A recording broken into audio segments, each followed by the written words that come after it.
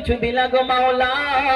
আজকে তোমার কাছে কতবার করে টাকা চাইলাম, আজকে যার ঘরে টাকা না বারবার করে বান্দা টাকা দিয়ে আল্লাহ গো, আজকে আমার ভাইয়ের ঘরে তুমি অনেকগুলা টাকা দিয়েছো, কিন্তু আমার ঘরে তো একটা টাকা নাই গো মাওলা। আজকে তোমার কাছে বারবার করে কেন্দে কেন্দে চাই, কিন্তু আল্লাহ তুমি আমার একটা টাকা দাও নাই। আমি তোমার বান্দা ধৈর্য ধরেছি গো রব্বুল আলামিন। আমার আল্লাহ রব্বুল আলামিন এই ধৈর্যের ফল মিষ্টি এবং ধৈর্যের ফল ভালো হয়। আল্লাহ রাব্বুল আলামিনের যদি নিয়ামতগুলো দেখতে যাও, আজকে আমরা বান্দাগুলো কত কিছুই নাই চাই আল্লাহ গো। আজকে আমার ঘরে 10টা সন্তান নাই, আমার ঘরে একটাও সন্তান দিলা না গো আল্লাহ ও রাব্বুল আলামিন। আজকে পাশের বাড়িতে তুমি 10টা সন্তান দিয়েছো, তারে 10 তলা বিল্ডিং এর মালিক বানাইলা গো আল্লাহ, কিন্তু আমার ঘরে তো একটা সন্তান দিলা না।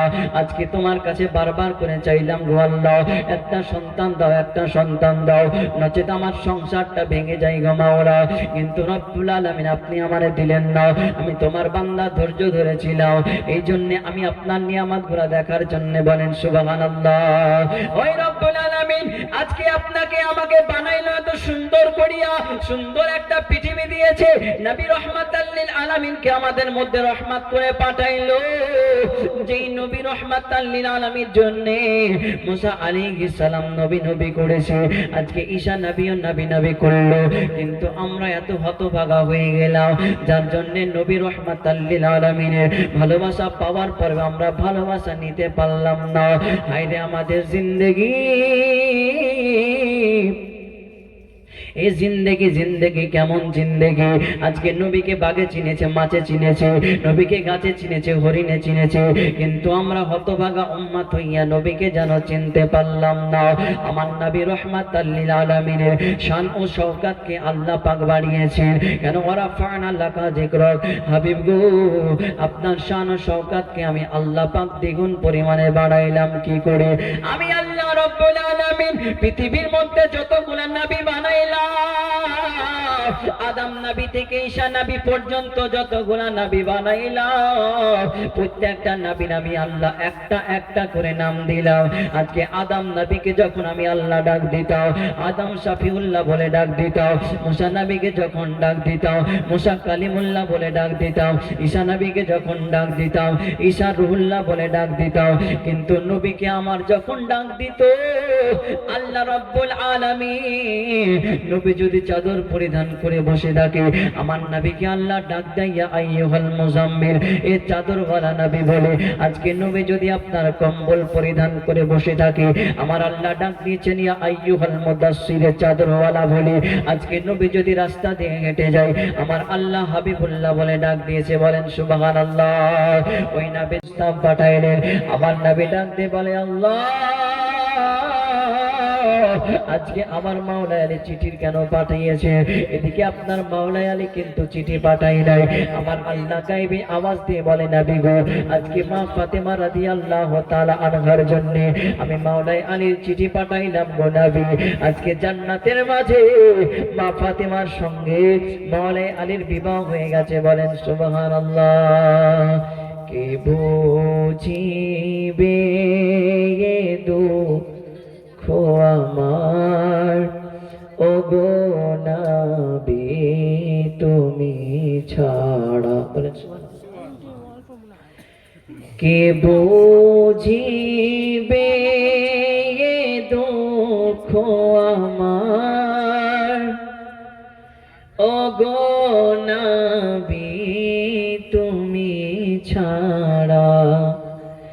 কাকে শোনাই ব্যথা বিরহের, ও গো নবী তুমি ছাড়া। কেটে যায় দিন,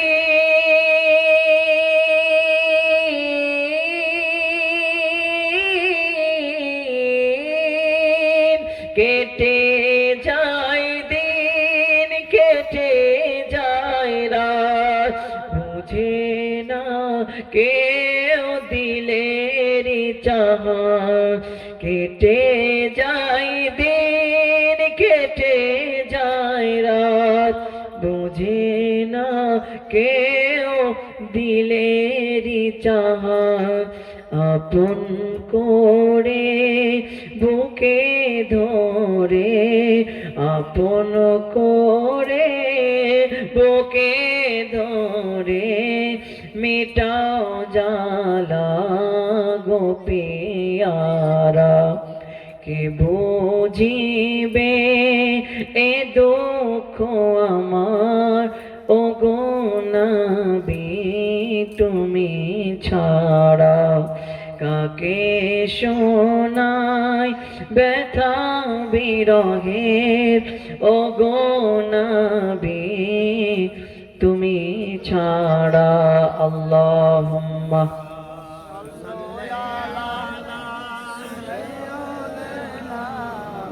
মাওলানা মুহাম্মদ আলা আলিহি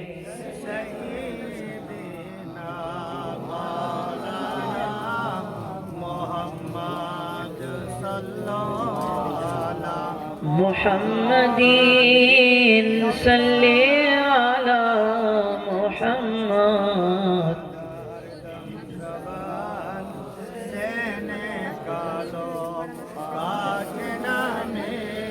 মুহাম্মদ হরদম জবান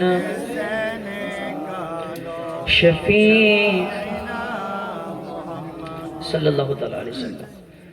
তো নবী আমার এ মা বোনেরা কথা বলছেন কেন গো?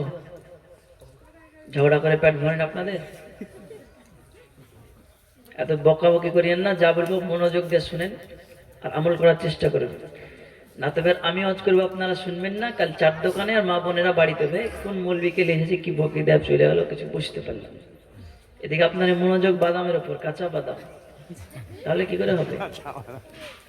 শুধু ঝগড়া তো করতেই থাকেন বাড়িতে, শাস্ত্রী বহুতে যায় যায়। আপনাদের যা ঝগড়া ডেঞ্জারাস, এখন পাকিস্তানের পুলিশেরাও বলবে গুলি মুলি হটা এখান থেকে, আগে পারা যাবে না, আরে মুখের গুলি সব চাইতে ঢোকার। তাই একটা গল্প করিয়েন না, আর আপনারা উঠাউঠি করিয়েন না। আর বিড়ি মিনি টানলে এখনই টানে চলেছেন, কারণ আমার পর একজন ফুল আসবে, মুফতি আলী হোসেন আল কাদরি সাহেব, ওনার আলোচনা শুনবেন।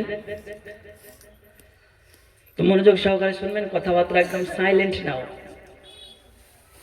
তো বলতেছিলাম মা ফাতেমা রাদিয়াল্লাহু তাআলা আনহা বিয়ের জন্য আমার স্বয়ং আল্লাহ পাক নবীর কাছে আপনার চিঠি পাঠিয়েছেন যে নবী গো, আজকে মা ফাতেমার সঙ্গে আমার আলীর বিবাহটা আমি জান্নাতের মধ্যে দিয়েছি। বলেন সুবহানাল্লাহ। নবী আমার মনে মনে চিন্তা করে, আল্লাহ গো, আজকে কেমনে কি হয়ে গেল, কেমনে আমি মা ফাতেমার সঙ্গে মাওলাই আলীর বিবাহখানা পড়াইব। আমার নবী মুস্তাফা আবু বকর সিদ্দিকের কাছে যাওয়ার পরে ডাক দিয়ে বলে, আবু বকর, আজকে আল্লাহর তরফ থেকে যেন মা ফাতেমার জন্য বিবাহের প্রস্তাব আসলো। ও আবু বকর, কিন্তু আমি কেমনে আলীর সঙ্গে আমার ফাতেমার বিবাহখানা পড়াইব? আবু বকর সিদ্দিক ডাক দিয়ে বলে, নবী গো, এটা তো সত্য কথা ইয়া রাসূলুল্লাহ, আজকে যদি সবাইকে জানায়া দিই। আবু বকর সিদ্দিক বলেন, যদি সবাইকে জানায়া দিই যে আমার ফাতেমার সঙ্গে মাওলাই আলীর বিবাহখানা পড়াইবে, তো সবাই ভাববে যে নিজের ঘরের মধ্যে জামাই আছে, কিন্তু তারা দেখানোর জন্য জামাইয়ের প্রস্তাব রেখেছে। না না, এমন করা যাবে না, যাবে না। আবার আবু বকর সিদ্দিক বলে, ইয়া রাসূলুল্লাহ, ও মায়ার নবী রাহমাতাল লিল আলামিন, আজকে যদি মা ফাতেমার সঙ্গে মাওলাই আলীর বিবাহখানা পড়াইয়া দিয়ে গো নবী, তো মানুষের মদিনার মধ্যে জানাজানি হয়ে যাবে। নিজের মধ্যে জামাই রেখে আবার সবার মধ্যে প্রচার হয়, আবার কিনা আপনার বদনাম হয়ে যাবে গো নবী। ও আবু বকর, তাহলে এখন কি করা যায়? নবী গো, আপনি বলেন না গো, কি করা যায়?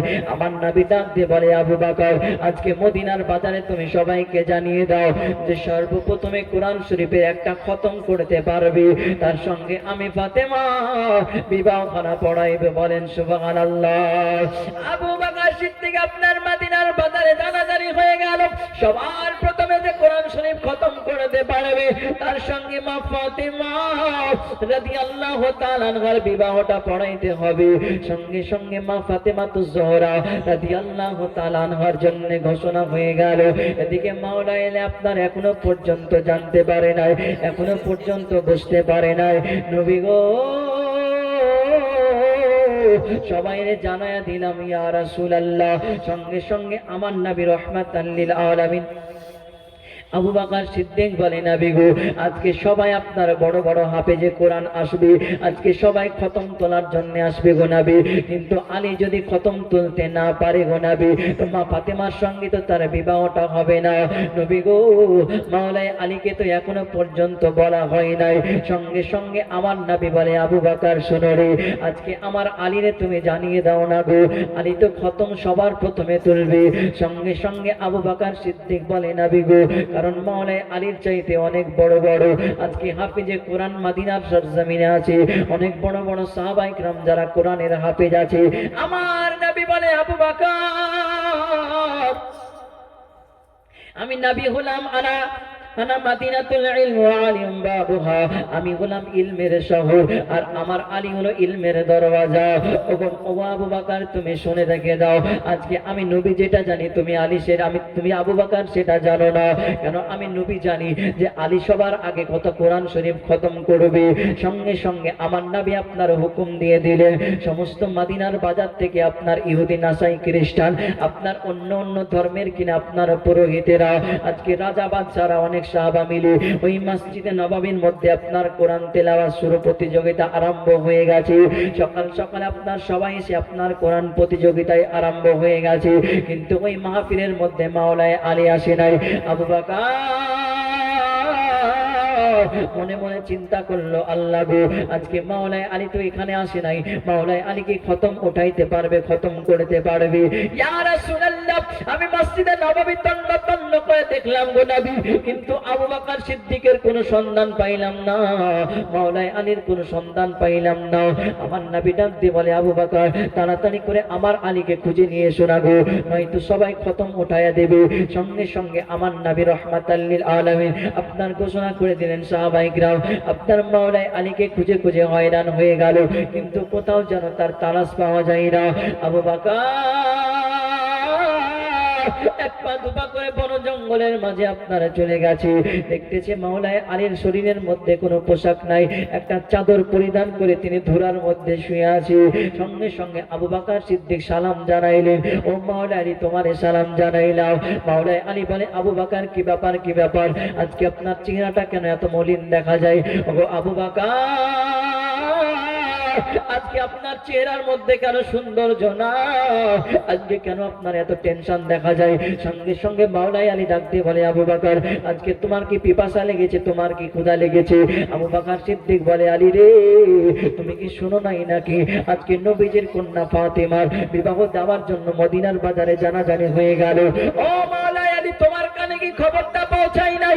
আজকে কত সাহাবী, কত আপনার কিনা কত হিন্দু খ্রিস্টান, কতজন আপনার বন্য ধর্মময় মানুষেরা এসেছে, কত সাহাবায়ে কিরাম, আজকে কত বড় লোক, কত রাজা বাদশা আজকে মা ফাতেমাকে বিবাহে দেওয়ার জন্য, বিবাহ করার জন্য মসজিদে নববীর মধ্যে কোরআন তেলাওয়াত করে।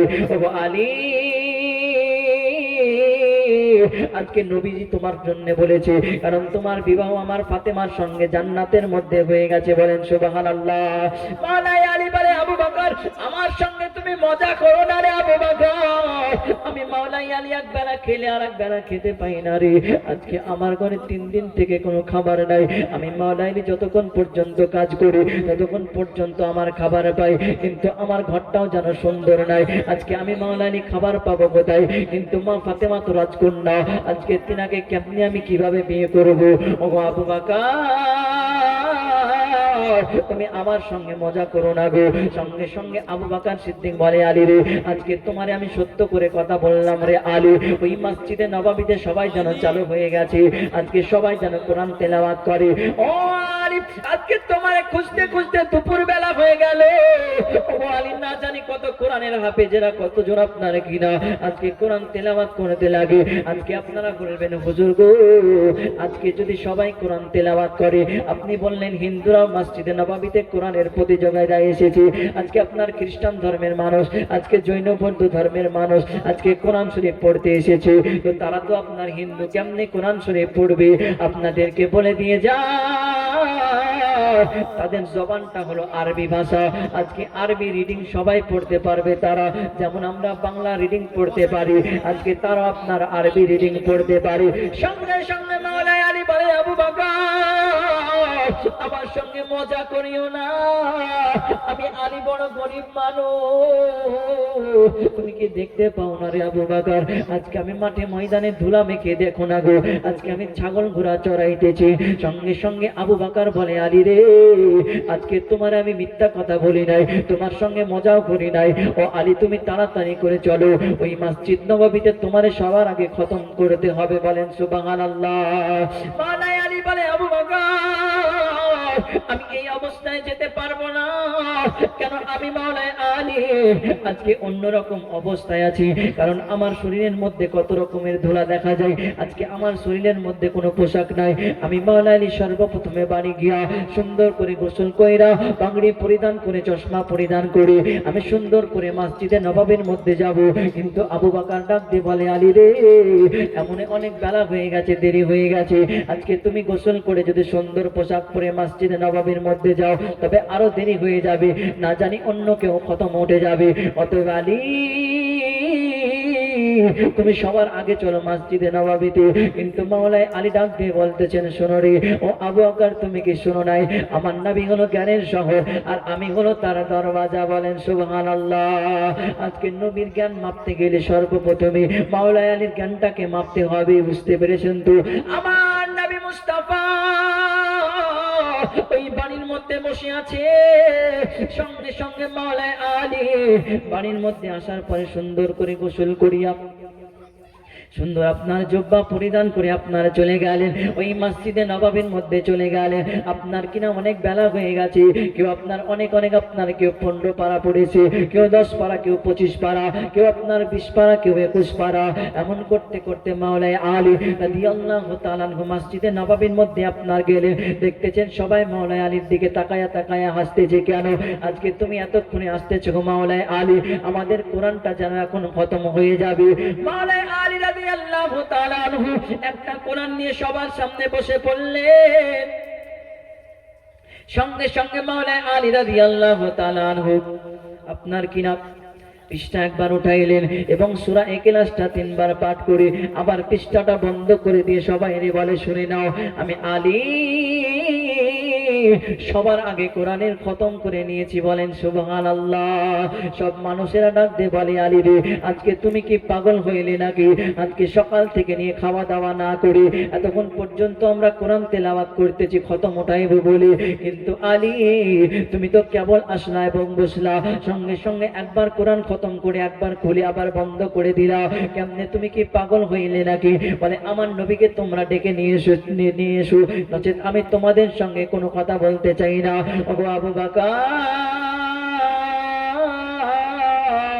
আজকে তোমার আলী পাগল হয়ে গেছে, আজকে আলী একবার করে কোরআনটা উঠায় আবার যেন বন্ধ করে দেয়। আমার আবু বকর সিদ্দিক বলে আলী রে, আজকে তুমি কোরআন খুললে আবার বন্ধ করে দিলে কেন? আজকে তোমার তো খতম হয় নাই, তোমার সঙ্গে তো ফাতেমার বিবাহ করা হয় নাই। ও আলী তুমি কি পাগল হলে নাকি? মাওলাই আলী বলে আবু বকর, আজকে দয়াল নবীকে তুমি ডেকে নিয়ে এসো আমার সামনে। সঙ্গে সঙ্গে আমার নবী রাহমাতাল লিল আলামিন ওই জায়গার মধ্যে উপস্থিত হলেন। নবী গো, আজকে আপনার আলী জানিয়ে দিয়েছে ইয়া রাসূলুল্লাহ, আজকে সবাই কোরআনের খতম করতেছে, সকাল থেকে পড়াশোনা করে। নবী গো, আজকে মাওলাই আলী একবার যেন পৃষ্ঠাটা উল্টায় আবার বন্ধ করে দেয়। আমার নবী বলে আলী ব্যাপারটা কি? সবাই তোমার এমন কথা বলে কেন রে আলী? মাওলাই আলী ডাক দিয়ে বলে নবী গো, আপনি বলেছেন ইয়া রাসূলুল্লাহ যে 3 বার ইখলাস সূরা শুদ্ধভাবে পড়বে, নবী গো সে যেন একটা খতমের সওয়াব অর্জন করবে। বলেন সুবহানাল্লাহ। আমার নবী মুচকি মুচকি হাসি দেয়, আলী রে আজকে তুমি তো এটা সত্য কথা বলেছো, কারণ আমি নবী ঘোষণা করেছিলাম যে সূরা কুল হুয়াল্লাহ সূরা ইখলাস 3 বার শুদ্ধভাবে পাঠ করবে, সে যেন একটা কোরআন শরীফের খতমের সওয়াব অর্জন করলো। অতএব আমি আলী রাদিয়াল্লাহু তাআলা আনহু নবী গো আমি একটা কোরআনের খতমের সওয়াব অর্জন করলাম। ইয়া রাসূলুল্লাহ আপনি বলেছেন গো নবী। সঙ্গে সঙ্গে আমার নবী জানাইয়া দিলেন আলী রে, আজকে তোমার সঙ্গে আমার ফাতেমার বিবাহ করা পড়াইব। বলেন সুবহানাল্লাহ। এই দুনিয়া ছেড়ে চলে যাব একদিন, মায়ারি বাঁধন মুছে যাবে একদিন, বলেন সুবহানাল্লাহ। এই যে বাড়ি গাড়ি ক্ষমতা সবই চলে যাব আমি, পড়ে রবে সবই। দুনিয়ার মায়া সব শেষ হবে একদিন, এই দুনিয়া ছেড়ে চলে যাব একদিন। যাই হোক, নবী রহমাতুল লিল আলামিন আবু বকর সিদ্দিক বললেন, আবু বকর, আমার আলী সঠিক কথা বলে যে সবাইকে চলে যেতে বলো, আমার ফাতেমার সঙ্গে মাওলা আলীর বিবাহটা আমি পড়াবো। বলেন সুবহানাল্লাহ। সঙ্গে সঙ্গে হযরত আলী রাদিয়াল্লাহু তাআলা আনহুকে আমার নবী বলতেছেন, আলী, বিবাহ তো করতে হবে, তোমার কাছে কি টাকা পয়সা আছে তেল মোহর দেওয়ার জন্য? আলী রাদিয়াল্লাহু আনহু বলে, ইয়া রাসূলুল্লাহ, আমার ঘরটা ভাঙা ঘর, এক বেলা খেলে আরেক বেলা খেতে পাই না গো নবী, দিলমোহরের টাকা কোথায় পাবো? আজকে দিলমোহর না দিলে বিবিকে স্পর্শ করা যায় না, আর যুবকেরা কপালে চুমো দিয়ে বলছে পবিত্র প্রেম। যুবক ছেলে পেলে সাবধান। তো এই অবস্থায় মওলা আলী বললেন, দিলমোহরের টাকা না। ইয়া রাসূলুল্লাহ, বলে তোমার ঘরে কি আছে? হযরত আলী রাদিয়াল্লাহু আনহু বলে, ইয়া রাসূলুল্লাহ, আমার ঘরে তিনটা জিনিস আছে। প্রথম নাম্বার হলো একটা লোটা, ইয়া রাসূলুল্লাহ। দ্বিতীয় নাম্বার হলো একটা তলোয়ার, আর একটা হলো ঢাল। এই ঢাল আপনার তলোয়ার যুদ্ধ করতে এই ঢালটা কাজে লাগে। নবী কই, তিনটা জিনিস আমার বাড়িতে আছে। নবী আমার বলতেছেন, আলী, তিনটা জিনিসের মধ্যে লোটা যদি তুমি বেচতে যাও দামও কম পাইবা আর উজু করাও হবে না। তলোয়ার যদি বেচতে যাও দামও কম পাইবা আর যুদ্ধের জন্য যুদ্ধে গেলে তলোয়ার পাওয়া যাবে না। তো আলী, তুমি তোমার ঢালটা বিক্রি করে দাও। মাওলা আলীর কত শক্তি জানেন? জঙ্গে খয়বরের ময়দানে নবী সাল্লাল্লাহু আলাইহি সাল্লামের সাহাবায়ে কিরাম কম ছিলেন আর কাফেররা আপনার অনেক বেশি ছিলেন, কিন্তু নবী রাহমাতুল লিল আলামিনকে সবাই টার্গেট করেছে। সব জায়গাতেই নবীকে আপনার টার্গেট করতেন, কারণ উহুদের ময়দানে নবীকে টার্গেট করে নবী সাল্লাল্লাহু আলাইহি সাল্লামের দন্দান মুবারককে শহীদ করেছিলেন। তো জঙ্গে খয়বরের ময়দানে নবী রাহমাতুল লিল আলামিন একা আছেন, একা, আর অনেক সমস্ত সাহাবী আপনার যুদ্ধ করতেছেন, আর জঙ্গে খয়বরের ময়দানে নবী একা আছে। সমস্ত কাফেরেরা, কিছু কাফের আপনার সাহাবার সঙ্গে লড়াই করতেছে, আর কিছু কাফের বলে আজকে নবীকে হত্যা করব বলে নবীর দিকে দৌড়াতে দৌড়াতে আসছে। হযরত আলী নবীর সামনে তলোয়ার হাতে। মাওলা আলী চিন্তা করলো, আমার কাছে তো ঢাল নাই, একটা তলোয়ার দিলে, একটা তলোয়ার দিয়ে এতগুলা মানুষকে, এতগুলা কাফেরকে কেমনে হত্যা করব আর নবীকে কেমনে রক্ষা করব? জঙ্গে খয়বরের ময়দানে যখন কাফেররা তেড়ে আসছে, তো মাওলা আলী তিনার বাম হাত দ্বারা জঙ্গে খয়বরের মধ্যে একটা গেট ছিল, যে গেটটা আপনার 40 কুইন্টাল ভারী ছিল। বলেন সুবহানাল্লাহ, 40 মণ ভারী। তো মাওলা আলী বাম হাত দিয়ে জঙ্গে খয়বরের আপনার গেটটাকে ধরে একটা উঠালেন, সঙ্গে সঙ্গে হাতের মধ্যে চলে এসেছে। তারপরে ঘন্টার পর ঘন্টা ওই গেট ধরে আপনার যুদ্ধ করতেছেন, নবীকে রক্ষা করতেছে। এতটা পাওয়ার ছিলেন, কারণ মাওলা আলীকে শেরে খোদা বলা হয়, মানে আল্লাহর বাগ বলা হয়। বলেন সুবহানাল্লাহ। এজন্য আমার নবী বললেন, আলী রে, আজকে তোমার ঘরে তিনটা জিনিস আছে, তোমার ঘরে লোটা আছে, তলোয়ার আছে, তোমার ঘরে ঢাল আছে। ও আলী, শোনো রে, আজকে ঢালটা বিক্রি করে দাও এবং যেই কয়টা পয়সা পাইবা ওইগুলা হলো আমার ফাতেমার মোহরানা হয়ে যাবে। সঙ্গে সঙ্গে মাওলাই আলী বাড়ির মধ্যে আপনার এক পা দুপা করে চলে আসলেন, ওই ঢালখানা আপনার হাতের মধ্যে নিয়ে নিলেন। সঙ্গে আপনার খুশি মনে, আপনার হাসি মনে এক পা দুপা করে বাজারের দিকে রওনা হয়। আজকে বেচে দিয়ে চলে আসবো ঢালখানা এবং রবির কন্যা ফাতেমাতুজ জোহরা রাদিয়াল্লাহু তাআলা আনহাকে বিবাহের প্রস্তাব দেব, বিবাহ করব। এমন নিয়ত করতে করতে মাওলাই আলী এক পা দুপা করে আপনার রওনা হলেন। হতে হতে হঠাৎ করে ওসমান জন্নুরায় পেছন থেকে ডাক দেয়, আলী, আজকে তুমি ঢাল হাতে করে একা একা কোথায় যাও রে আলী? ও আলী রে, এখন তো যুদ্ধের কোনো ডাক পড়ে নাই, আলী তুমি ঢালটা হাতে করে কোথায় যাও রে মাওলাই আলী? ও ওসমান জন্নুরায়, আজকে কি আপনি শুনেন নাই নাকি? আজকে মা ফাতেমাতুজ জোহরা রাদিয়াল্লাহু তাআলা আনহার সঙ্গে আমি আলীর যেন বিবাহ করা ঠিক হয়েছে। আমার কাছে কোনো টাকা নাই রে ওসমান গনি। ও ভাই ওসমান, আমি আলী, আমার কাছে কোনো পয়সা নাই, তাই ঢালটা বিক্রি করে মা ফাতেমার মোহরানা জোগাড় করার জন্য যাইতেছি, কেন আমার নবীকে দাঁড় করিয়ে আমি ঢালখানা নিয়ে এসেছি। সঙ্গে সঙ্গে ওসমান জন্নুরাইন ডাক দিয়ে বলে, আলী রে, আজকে ঢালখানা কোথায় তুমি বিক্রি করতে যাইবা? বলে মার্কেটে যাইব। বলে মার্কেটে যাওয়ার প্রয়োজন নাই রে আলী, আমি ওসমান তোমার ঢালখানা কিনে নিলাম। বলো তুমি এর দামগুলা কত নেবে রে ওসমান গনি? সঙ্গে সঙ্গে ডাক দিয়ে বলতেছে, আলী, ওসমান গনি ভাই শোনো রে, আজকে তোমার কাছ থেকে কেমনি দামাদামি করতে পারি? কেন তুমি হলে আমার সেহেনের ভাই, কেন তুমি হলেন সাহাবী, তোমার সঙ্গে নামাজ পড়েছি, তোমার সঙ্গে রোজা রেখেছি, তোমার সঙ্গে ফাতেহাতে গিয়েছি, তোমার সঙ্গে কত দাওয়াতে গেলাম, তোমার সঙ্গে ঘুরলাম, তোমারে ভাই বলে ডাকলাম। আজকে নবীজি তোমারে তো আমার মতো বানিয়েছে, আজকে চারজন সাহাবার মধ্যে তুমিও একজন হয়ে রয়েছো। তবে শোনো রে ও ওসমান জন্নুরাইন, শোনো, আজকে তোমার কাছ থেকে আমি কোনো রকমের পয়সা নিতে পারবো না। তবে ওসমান গনি রাদিয়াল্লাহু তাআলা আনহু মাওলাই আলীকে ডাক দিয়ে বলে, তোমার ঢালখানা আমারে দিয়ে দাও এবং তুমি আমার সঙ্গে আমার বাড়ির মধ্যে চলো। ওসমান গনি রাদিয়াল্লাহু তাআলা আনহু আপনার কিনা মাওলাই আলীকে বাড়ির মধ্যে নিয়ে আসলেন, ঢালখানা রেখে দিয়া গো মাওলাই আলীকে ডাক দিয়ে বলে, আলী রে, আজকে বাক্স তোমার একটা বাক্স আগায়া দিলাম, যতগুলা তোমার হাতের মধ্যে টাকা পয়সা উঠবে অতগুলা টাকার বিনিময়ে তোমার ঢালটা আমি কিনে নিলাম। বলেন সুবহানাল্লাহ। হযরতে আলী রাদিয়াল্লাহু তাআলা আনহু মনের মধ্যে আপনার খুশি নিয়ে আপনার বাক্সর মধ্যে হাতটা লাগায় দিলেন, অনেকগুলা টাকা পয়সা নিয়া ময়লানি গামছার মধ্যে এমন করে নিয়া চোখের পানি ছেড়ে ছেড়ে কান্দে, আহারে, আজকে যদি আমার টাকা পয়সা থাকতো আমি আমার ভাই ওসমানকে দাওয়াত করে খাওয়াই দাও, কিন্তু আমার ঘরে টাকা না। মনে মনে মাওলা আলী চিন্তা করে, আজকে আমার ঘরে যদি টাকা পয়সা থাকতো পুরো মদিনার বাজারে সবাইকে দাওয়াত করে দিতাম। সঙ্গে সঙ্গে ওসমান গনি ডাক দেয়, আলী, আলী রাদিয়াল্লাহু তাআলা আনহু আপনার গামছার মধ্যে টাকাটা পাইয়া সঙ্গে সঙ্গে আপনার রওনা দিয়েছেন। পেছন থেকে ওসমান গনি ডাক দেয়, আলী রে, আজকে যেই মাত্র তুমি টাকা পেয়ে গেলা সঙ্গে সঙ্গে কেন আমার কাছ থেকে চলে যাও রে আলী? আমি ওসমানকে কি তোমার কোনো ভালো লাগে না নাকি? আমি ওসমান গনির প্রতি তোমার কি হিংসা আছে নাকি? কেন টাকা পাওয়ার পরে আমার সঙ্গে কথা না বলে চলে যাও? বলে, ওসমান,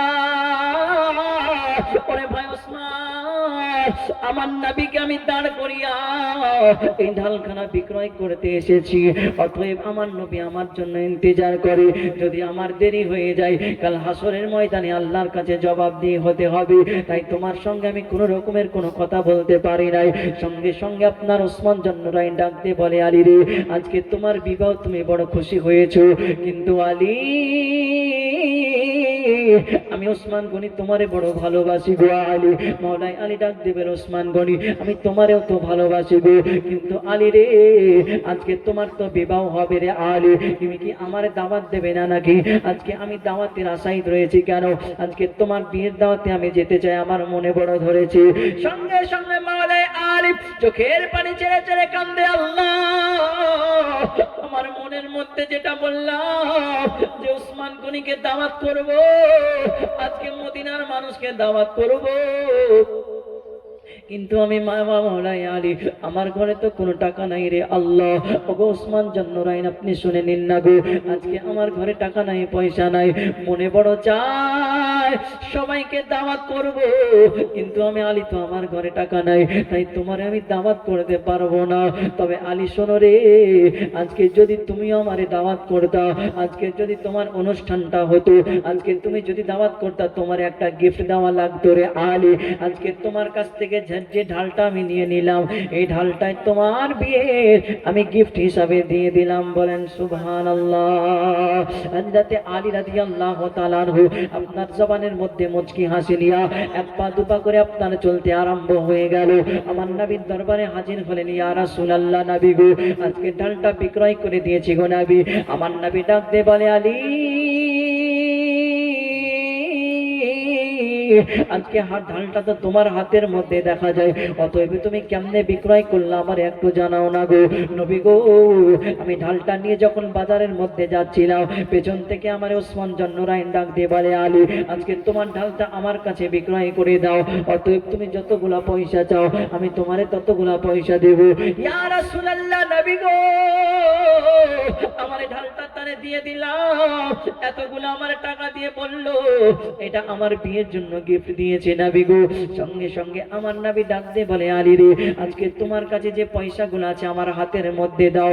সঙ্গে সঙ্গে মাওলা আলী গামছা থেকে আপনার নবীর হাতের মধ্যে দিলেন। আমার নবী বেলালে হাফসিকে ডাক দিয়ে বলে, বেলাল রে আজকে আমার আলীকে তুমি বাজারের মধ্যে নিয়ে যাও, সঙ্গে সুন্দর করে আপনার মধু এবং আপনার খেজুর নিয়ে আসবা, মধু এবং খেজুর নিয়ে আসবা, এবং আমার মাওলা আলীর জন্য সুন্দর একটা সাজ পোশাক নিয়ে আসবা।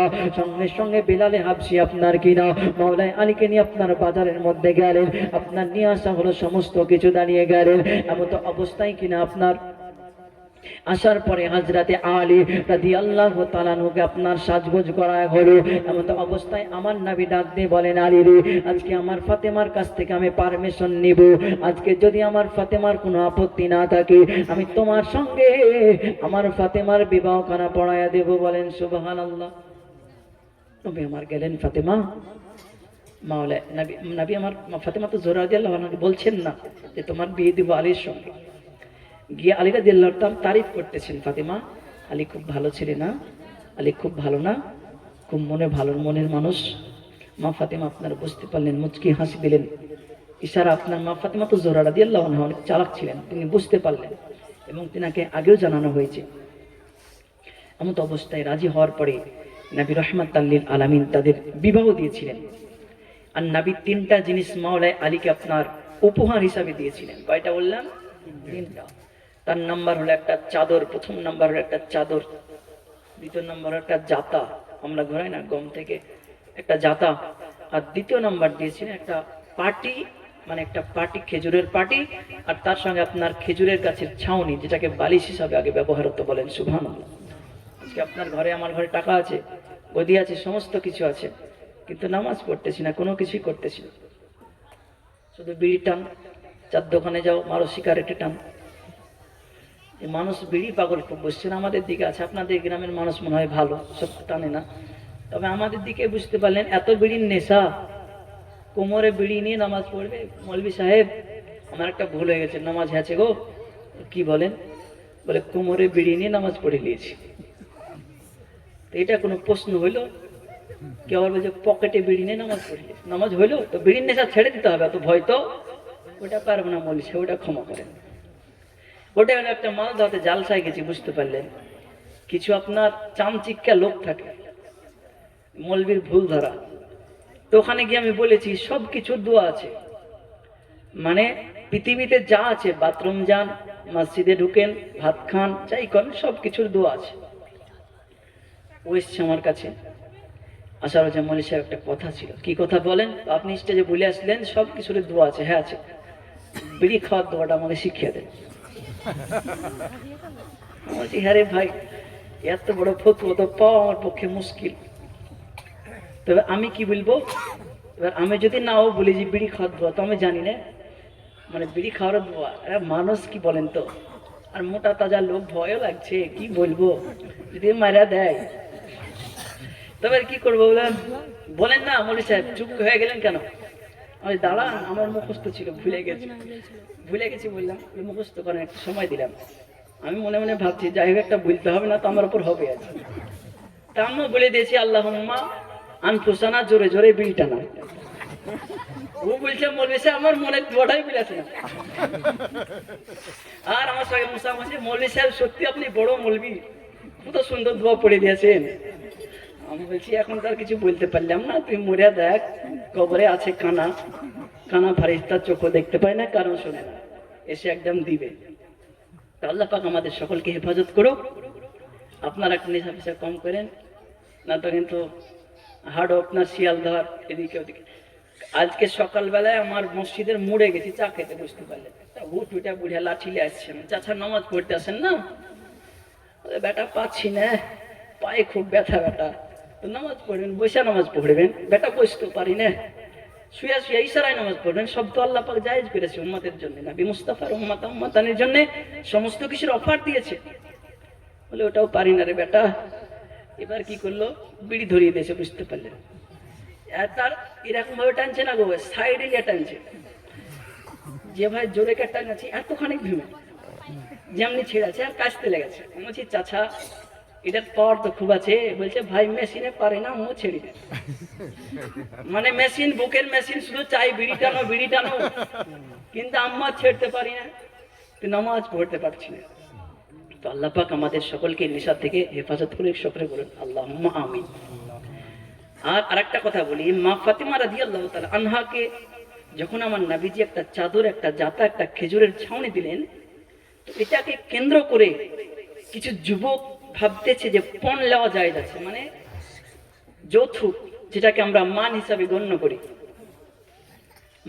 মাননি না, ছেলেদেরকে এখন বলতে যে ছেলেরা বাইক কিনবো, বাইক কিনা কিনবো, শ্বশুর আমার R15 দিবে।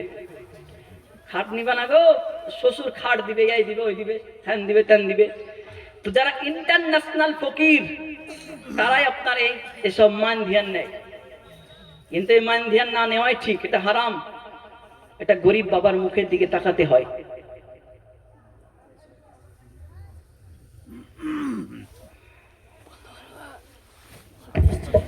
नारे तकबीर, नारे तकबीर, नारे